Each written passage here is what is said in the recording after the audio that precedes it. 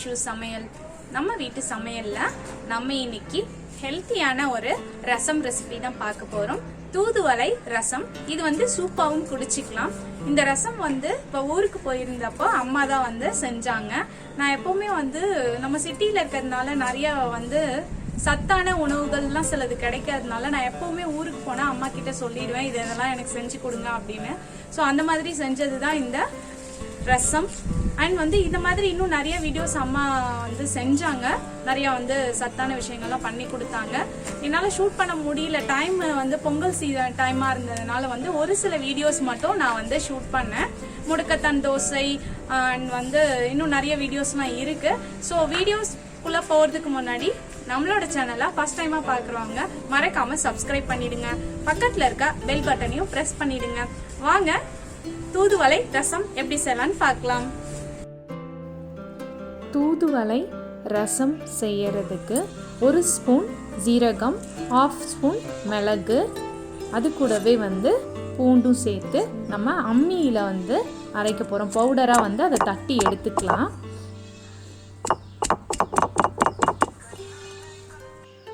பூண்டு ஒரு 5-6 பல் பூண்டு சேர்த்து அப்படியே தட்டி எடுத்துக்கோங்க.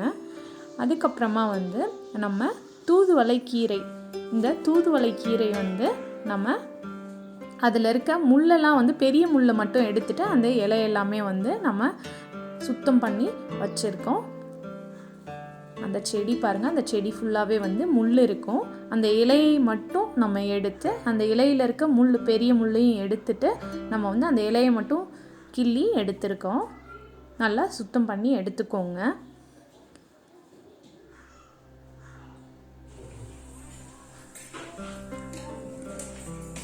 இப்போ நம்ம அரைச்சி எடுத்த மிளகு, சீரகம், பூண்டோட சேர்த்து தக்காளி, 2 சின்ன தக்காளி பழம் சேர்த்து இதுல நல்லா பிசைஞ்சு விட்டுருங்க. அதுல நல்லா மசிச்சு விட்டோம்னா அந்த தண்ணியில அந்த சாரெல்லாம் இறங்கிடும். இப்போ இதுல இந்த ரசத்துக்கு தேவையான உப்பு சேர்த்தாச்சு, மஞ்சத்தூள் சேர்த்தாச்சு, 1/4 டேபிள் ஸ்பூன் அளவுக்கு மஞ்சத்தூள் சேர்த்துக்கோங்க.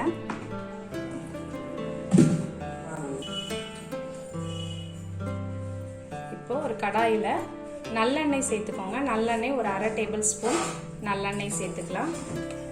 எண்ணெய் சூடானதும் பெருஞ்சீரகம் சிறிதளவு, ஒரு 10 - 15 பெருஞ்சீரகம், கடுகு, உளுந்தம் பருப்பு,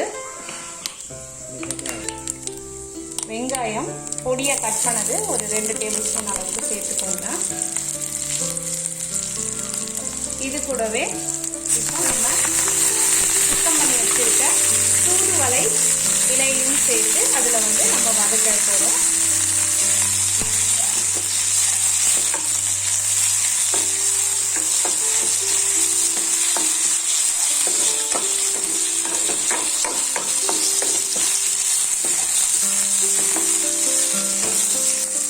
இப்போ வதங்கின பிறகு நம்ம வச்சிருந்த அந்த ரசம் ரெடி பண்ணி வச்சிருந்த அந்த ரசத்தை இதுல சேர்த்துருங்க. மிளகு, சீரகம், தக்காளி எல்லாம் சேர்த்து வச்சிருங்க. அந்த தண்ணியை சேர்த்தாச்சு.